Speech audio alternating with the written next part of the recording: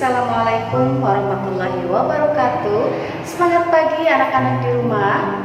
Bagaimana kabar kalian hari ini?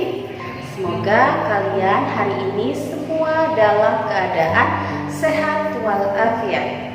Selamat bertemu kembali bersama Bu Rani, kali ini dalam pembelajaran Bahasa Indonesia.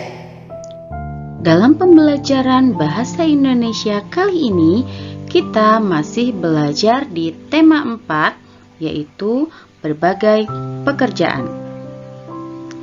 Adapun untuk tujuan pembelajarannya, yaitu siswa dapat membuat ringkasan isi cerita anak yang telah dibacanya dengan tepat.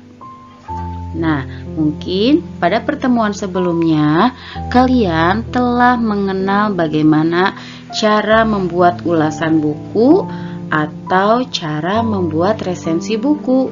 Dan untuk kali ini kita akan membuat ringkasan isi cerita anak.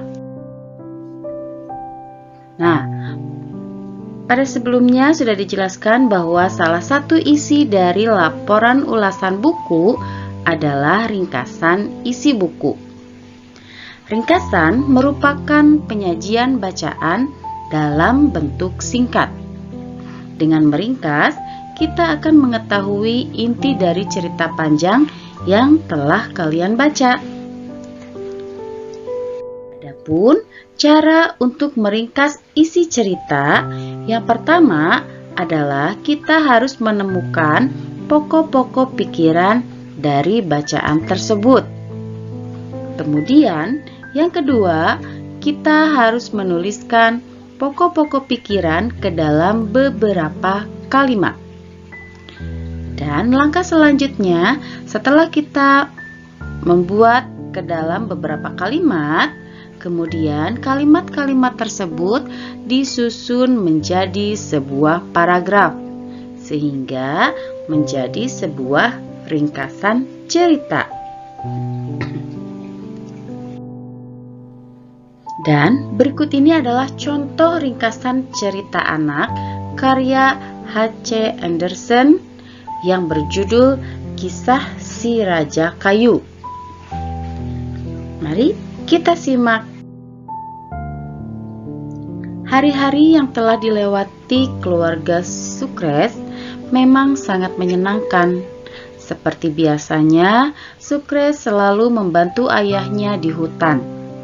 Ayahnya bekerja sebagai penebang kayu. Sukres, saat kau besar nanti, engkau akan menebang pohon lebih banyak dari ayah, kata ayah Sukres sembari meminum air. Sukres terdiam dan tidak menjawab. Ia hanya tersenyum dengan manis. Karena kelelahan setelah menebang banyak pohon, mereka pun beristirahat sejenak.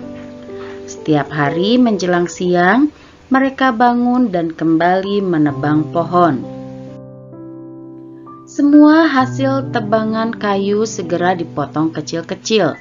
Setelah itu, potongan tersebut diikat menjadi satu dan dibawa di atas pundak. Oh lala, karena kurang berhati-hati, sang ayah tergelincir dan jatuh ke tepi tebing. Sukres pun berusaha menemukan ayahnya yang terjatuh.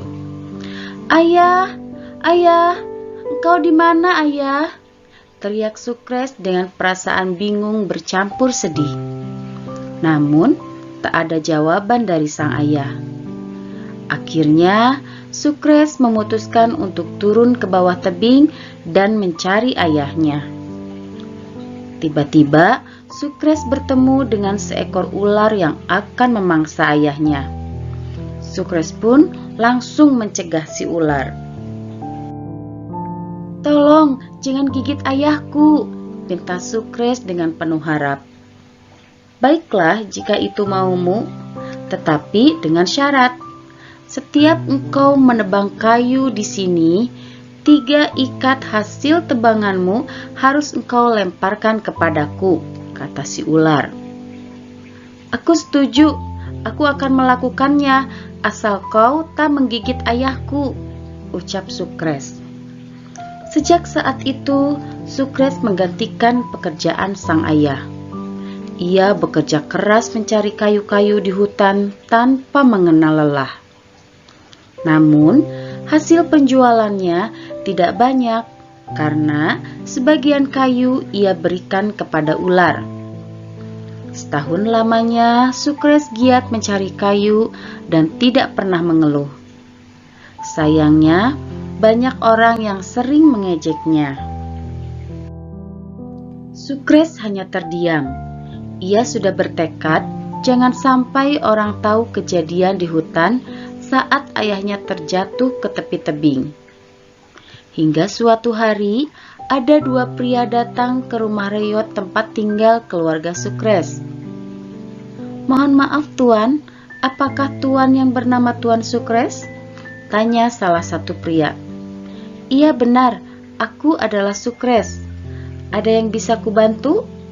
ucap Sukres. "Kedatanganku kemari hanya untuk menyampaikan dua pesan dari sang raja," jawab pria lain. "Pesan apa itu?" tanya Sukres kembali. Ia merasa bingung. Pesan pertama yaitu perjanjian antara sang raja dengan Tuan Sukres telah berakhir. Pesan kedua, aku membawakan banyak potongan kayu sebagai hasil keikhlasan dan kerja keras Tuan Sukres dalam membantu ayah Tuan Sukres, ujar pria tersebut. Oh lala, ternyata sang raja yang dimaksud adalah ular yang dulu hendak memangsa ayah Sukres. Sungguh, Sukres merasa terharu. Orang tua Sukres pun bangga dengannya. Saat hendak mengucapkan terima kasih, dua orang lelaki itu menghilang. Sejak saat itu, keluarga Sukres menjadi amat kaya raya. Meski demikian, Sukres dan keluarganya tidak pernah sombong. Nah, anak-anak, itulah tadi ringkasan cerita yang berjudul Si Raja Kayu. Adapun hikmah yang dapat kita ambil dari ringkasan cerita anak tersebut yaitu, jadilah anak yang berbakti kepada orang tua, buat mereka bangga dengan selalu berbuat kebaikan. Selanjutnya ada tugas untuk kalian, yaitu kalian harus membuat ringkasan cerita anak. Tugasnya bisa kalian lihat di buku ESPS Bahasa Indonesia halaman 52. Nah, nanti setelah kalian membuat ringkasan cerita dari buku yang sudah kalian baca, kalian bacakan hasil ringkasannya melalui video. Dan videonya baru dikirimkan ke Bu Rani. Baik anak-anak semuanya, itulah tadi penjelasan materi bahasa Indonesia kali ini. Semoga apa yang sudah Ibu sampaikan kalian semua mudah memahaminya dan juga kalian tidak lupa untuk mengerjakan evaluasinya. Untuk pembelajaran hari ini, Ibu cukupkan sekian. Wabillahi taufiq wal hidayah. Wassalamualaikum warahmatullahi wabarakatuh.